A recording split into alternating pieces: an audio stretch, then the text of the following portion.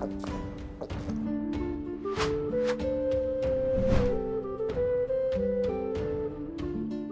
moin, hallo und herzlich willkommen zu einem neuen Video hier auf meinem Kanal. Und heute gibt es ja eine Runde Shakes and Fidget. Ist Turor zurück und hat den Account des stärksten Spielers momentan in Shakes and Fidget gekauft. Das, meine lieben Freunde, ist Thema der letzten Tage auf jeden Fall gewesen. Ziemlich heiß diskutiert und das Ganze sind natürlich alles nur Spekulationen und Gerüchte, denn wir wollen auch niemanden hier, das möchte ich gleich zum Anfang erwähnen, niemanden natürlich was unterstellen, weil Accounts in Shakes and Fidget kaufen oder verkaufen ist hochgradig illegal und führt sobald das irgendwie einigermaßen rauskommt, auch direkt zu einer Sperre des Accounts. Deswegen würde ich euch das auch wirklich abraten. Ja, das sind so Sachen, über die spricht man meistens nicht oder spreche ich nicht in meinen Videos, weil das Thema gar nicht aufkommt. Aber das steht auch soweit in den AGBs, die sich natürlich jeder von euch durchgelesen hat, hoffe ich mal. Die Thematik mit Turor ist eine Thematik, die in Anbetracht der letzten Tage aufgekommen ist. Wieso das Ganze, werde ich euch gleich zeigen. Zuallererst mal hatten wir den Turor in der Vergangenheit oftmals in meinen Videos behandelt. Das war oftmals Thema gewesen, weil Turor jemand ist, das ist einer der Big Player, einer der Whales hier in Shakes and Fidget, neben großen anderen Kalibern, sag ich mal, wie zum Beispiel Treyarch oder Strider. Das sind alles Leute, die unglaublich viel Geld auch in das Spiel reinstecken, auch im Late Game und das Game auch zum großen Teil auch mit tragen. So, ne? Wir hatten viele Teile dazu gemacht zu Turor, ich glaube 6 Teile insgesamt mit dem Video hier noch zusätzlich. Ja, wir hatten seine Aufholjagd mit begleitet, er hatte auf alten Servern sich einen Account gemacht, hat ihn da in kürzester Zeit hochgespielt und wollte zum Beispiel der stärkste Assassine in ganz Shakes and Fidget werden. Hatte dann auf einer Welt angefangen und hat dann halt eben dort sehr viel Geld investiert, sehr viele Base-Stats-Punkte gemacht und sein Ziel war halt eben gewesen, möglichst schnell in kurzer Zeit hochzukommen im Level, um halt eben eine Stufe zu erreichen, und das ist halt die Stufe 632, wo du dein komplettes Gold Cap erreicht hast, im Anbetracht auf alles. Aber für Turor war es vielleicht sogar schon ein bisschen wichtiger gewesen, Stufe 612 auch zu erreichen, weil man ab dem Punkt nämlich beim Stall den Drachengreif bzw. Greifendrachen für 10 Millionen Gold leasen kann. Ja, das war damals so das Ziel gewesen, beziehungsweise die damals günstigste Variante, schnell an Gold zu kommen. Ne? Umso höher man im Level ist, umso mehr Gold gibt einen das, und ab Stufe 612 hat man hier halt die 10 Millionen Marke erreicht. Das ist das Cap. Höher geht's nicht. Kann ich das mal ganz kurz auf meinem Main-Account zeigen. Und, warte mal, Stallus Malus. Hier. Ja, bekommen wir 10 Millionen Gold für 25 Pilze. Das war damals lange Zeit die, ich sag mal, effektivste Weise gewesen, schnell Basispunkte zu farmen. Und deswegen wollte Turor auch schnell hoch im Level, um halt eben auf die Stufe zu kommen, um halt eben der Beste zu werden. Das hatte er dann nach einer Zeit lang aufgegeben gehabt, diese Aufholjagd, weil es dann halt einfach zu mühselig wurde oder er die Motivation verloren hatte.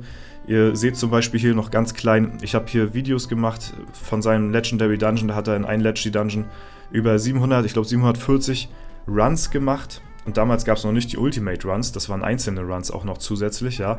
Und also er meinte es hier auf jeden Fall schon ziemlich ernst. Ne? Hatte hier, irgendwie, ich weiß gar nicht, 6 Millionen Pilze aufgeladen irgendwie, ich weiß es gar nicht, oder hatte das vorgehabt. Ich hatte mit ihm auch ein paar Interviews geführt. Hier auch, also nochmal sehr viele Dungeon Runs, sehr viel Geld, was in dieses Spiel geflossen ist von Turor, ja. Und das hat nach einer Zeit irgendwie die Fahrt an Fahrt verloren. Er hatte nicht mehr weitergespielt. Dann wurde es ein bisschen ruhiger um Turor wieder. Jetzt ist der Aufschrei gerade wieder groß, weil der Name wieder aufgetaucht ist auf einem alten Server. Und genau, diese Taktik mit Stufe 612 erreichen für diesen Greifendrachen bzw. Drachengreif, der wurde dann relativ schnell zu einer anderen Taktik.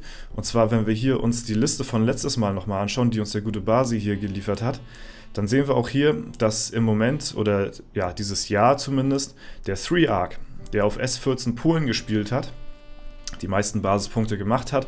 Und zwar über 100.000 in einem Jahr. Und das ist extrem, extrem viel. Selbst Strider hat hier noch nicht so viele Stat-Punkte gemacht. Das kam lange Zeit zustande, weil Treyarch damals sehr viel mit dieser Beutegold-Taktik gearbeitet hatte auf seinem Server. Und da gab es damals noch kein Cap.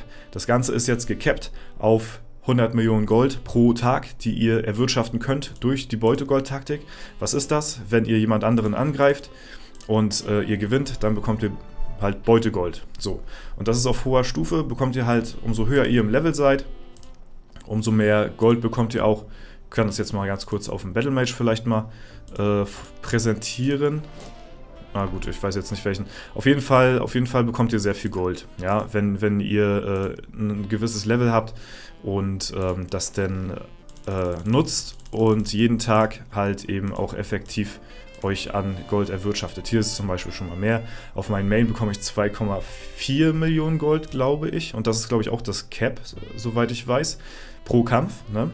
Und wie gesagt, 100 Millionen Gold könnt ihr pro Tag jetzt erwirtschaften. Das war vorher unlimitiert.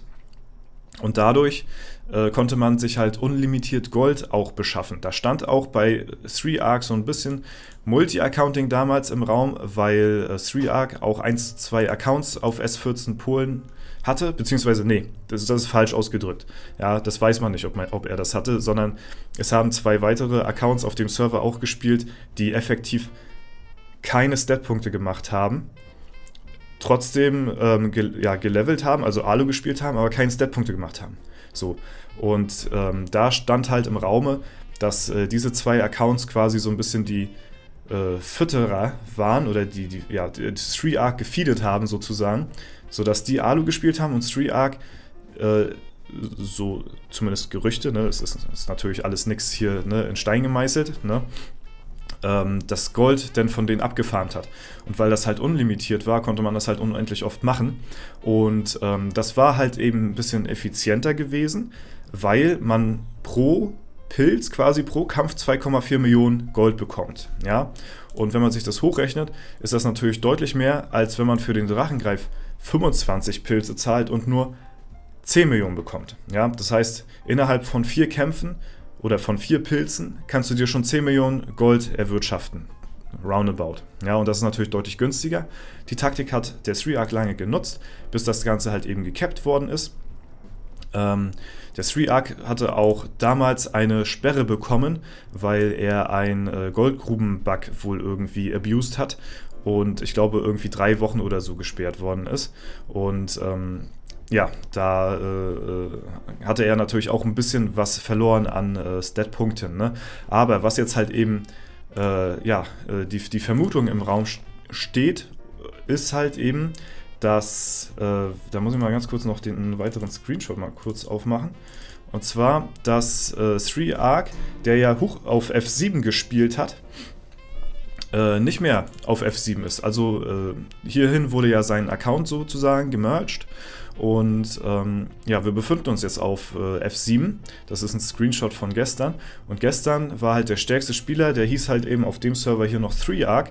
Und wenn wir jetzt mal auf F7 schauen, in die Rangliste auf die ersten Plätze, da gehen wir mal ganz kurz hoch. Ja, das ist hier mal das Gleiche, ihr kennt es, ja.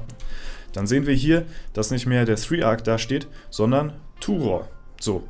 Und das ist natürlich, das kann natürlich jetzt einiges heißen. So. Das kann natürlich jetzt ganz simpel runtergebrochen so viel bedeuten wie, dass Treyarch, und das ist, denke ich mal, die simpelste Erklärung, dass Treyarch sich einfach umbenannt hat zu Turor. Ja, das ist natürlich eine Sache, okay, gut, das wäre jetzt am logischsten, aber es ist halt eben auch die Vermutung im Raum, warum sollte er das machen? Ne? Warum sollte sich jetzt ein Treyarch, der ja ein extrem kranker Pilzer ist und das Game extrem heftig paid, so sag ich mal, warum sollte er sich umbenennen zu einem anderen Hardcore-Payer? So, das könnte er natürlich aus dem Grund machen, um halt eben, ja, entweder für Verwirrung zu stiften und die Leute ein bisschen zu trollen. Er hat hier auch in seiner Beschreibung noch Treyarch zu stehen, Discord. Ja, Er selbst sagt natürlich, ne, dass hier kein ja, Account verkaufen im Raum stünde, weil wie gesagt, es ist auch natürlich ziemlich risky, wenn sowas rauskommen würde. Ne? Ich meine, wenn man sich zum Beispiel den Namen ändern lässt, dann muss man das natürlich auch erstmal beantragen beim Support, dass der Name geändert wird. Das heißt, das Ganze muss auch zugelassen werden, dass derjenige auch so heißt, ne, wie er heißen möchte. Und das heißt, Treyarch muss dann halt eben ja, angemeldet haben, dass er sich umbenennen möchte in Turor.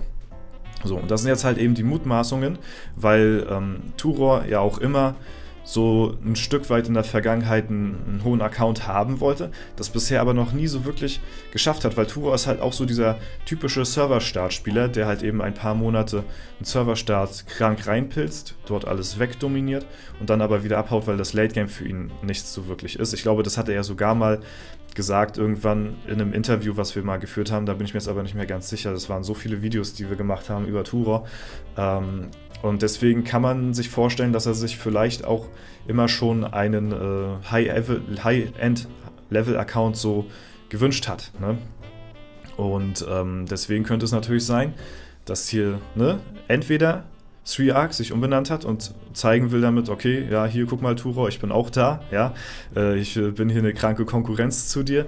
Oder da steckt halt wirklich Turor hinter, der jetzt halt eben jetzt komplett ausrasten will, weil jetzt hat er nämlich einen Account, wenn es so wäre, ne, muss man immer dazu sagen, wenn es so wäre, der knapp vor Stufe 700 ist, alles an Limits erreicht hat, was man in diesem Spiel erreichen kann. Und dadurch, dass jetzt halt eben die Beutegold-Taktik auf 100 Millionen pro Tag gekappt ist, kann man halt eben nicht mehr so unendlich viele Statpunkte farmen wie damals. Das heißt, ja, das günstigste wird dann nach diesen 100 Millionen Gold wieder der Drachengreif. Weil die Edelsteinmine, wenn man da Pilze, Steine skippen will, ist das natürlich auch deutlich, deutlich teurer, als wenn man jetzt im Stall sich den Greifen liest. Das heißt, im Umkehrschluss wird das wieder die, ja, für die Hardcore-Payer, ne, will ich dazu sagen, die Taktik, die wahrscheinlich am gängigsten sein wird. Und falls das eben der Fall ist, dann wird es halt sehr, sehr kriminell werden für alle anderen Spieler, die sich auf der Stufe befinden. Ne, jetzt ist zum Beispiel Lady Ja hier auf Platz 2, ansonsten F7 ist halt jetzt den Server, den wir auf alle Fälle mal zumindest beobachten werden, was sich daran jetzt so tut und wie auch die Stat-Punktentwicklung hier von, ja, müssen wir jetzt sagen, Turor auf F7 so stattfindet, wo halt eben vorher der Treyarch gewesen ist, der letztes Jahr auf jeden Fall der stärkste Spieler in ganz Shakes and Fidget gewesen ist, was so die Stat-Punkt-Gains angeht. Ne? Deutlich, deutlich, deutlich vor anderen starken Spielern. Und ja, er hat einiges aufgeholt. Es ist ein sehr, sehr starker Account. Und jetzt, wenn er in der Hand von Turor wäre, ne, was wir halt wie gesagt nicht ganz genau wissen, dann könnte es halt wirklich ziemlich kriminell in Zukunft werden, auch für zum Beispiel Strider, der ja auch extrem krass unterwegs ist. Den findet ihr natürlich nirgendwo hier in der eHof. Ne? Das erklärt sich halt eben, wie gesagt, damit, dass sich Strider in seiner eigenen Fusionswelt f1.net eben droppen lässt, um halt eben auch diese Beutegold-Taktik zu verfolgen. Deswegen ist Strider hier zwar weit oben, aber den findet ihr in keiner eHof-Liste. Viele haben auch schon geschrieben, wo ist Strider, hat der aufgehört? So, ne?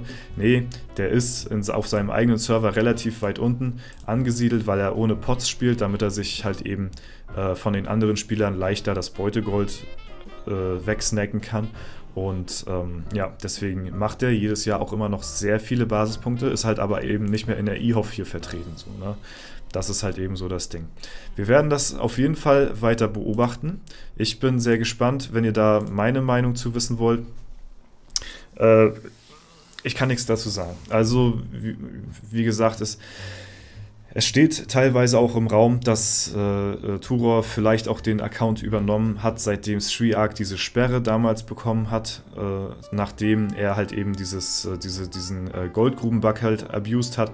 Und ja, das kommt auch ungefähr gut hin mit den Basispunkten, die er seitdem her gegaint hat, weil das war irgendwann Anfang des Jahres oder so gewesen, wo das Ganze stattgefunden hatte.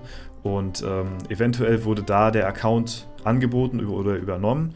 Ne, das sind aber, wie gesagt, alles wirklich, ne, das muss man wirklich auf die Goldwaage legen, sag ich mal, weil jedes Wort, weil das halt eben, ne, wie gesagt, alles sehr spekulativ ist und wir darüber natürlich nicht Bescheid wissen und deswegen man auch nichts behaupten möchte, was man halt eben nicht genau weiß. Aber wie gesagt, das sind halt eben so die Gerüchte, die umhergehen, die man hier und da gehört hat.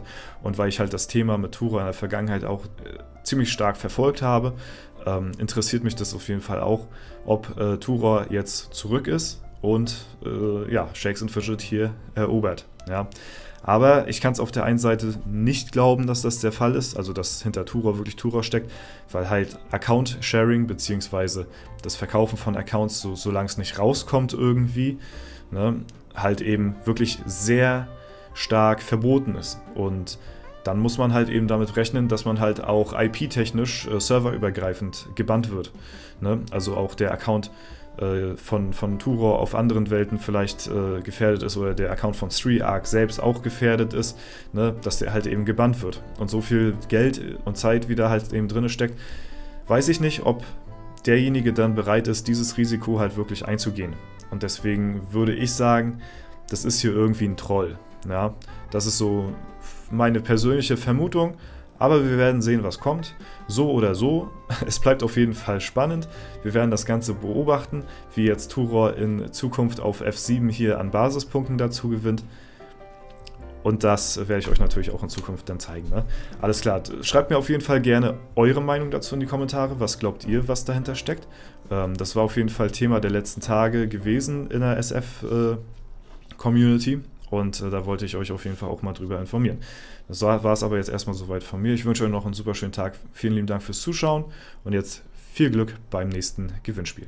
So Freunde, wir machen mal ganz schnell die Auslosung für das heutige Video. Ja, ein bisschen im Dunkeln hier gerade unterwegs, aber ist nicht so wild. Wir nehmen die URL vom Video gestern. Ja, vielen lieben Dank fürs Mitmachen mal wieder. Kopieren das Ganze ein, so. Und dann losen wir auch schon den nächsten Gewinner aus. Laden die Kommentare und gewonnen hat diesmal Bastorianus. Herzlichen Glückwunsch an der Stelle. Ja, auch schön wieder einen Namen zu lesen, der ziemlich häufig kommentiert, auf jeden Fall, unter den Videos. Deswegen, auch wenn ich nicht immer auf alles antworte, jetzt gerade, wo so viele Kommentare jetzt umhergeistern in der Kommentarsektion, lese ich mir trotzdem immer alles durch. Und Bastorianus, auf jeden Fall jemand, der öfter kommentiert, deswegen herzlichen Glückwunsch an der Stelle. Die Waffen waren echt Abzocke, Shakes muss wohl irgendwie sauer gewesen sein. Ja, GZ an der Stelle, schreib mir bitte auf Instagram oder unter, im Video, im Discord findest du die Links, ne, zu Discord oder Instagram, so, ein bisschen verwirrt. Und GZ dazu, vielen lieben Dank fürs Mitmachen, haut rein und bis zum nächsten Mal.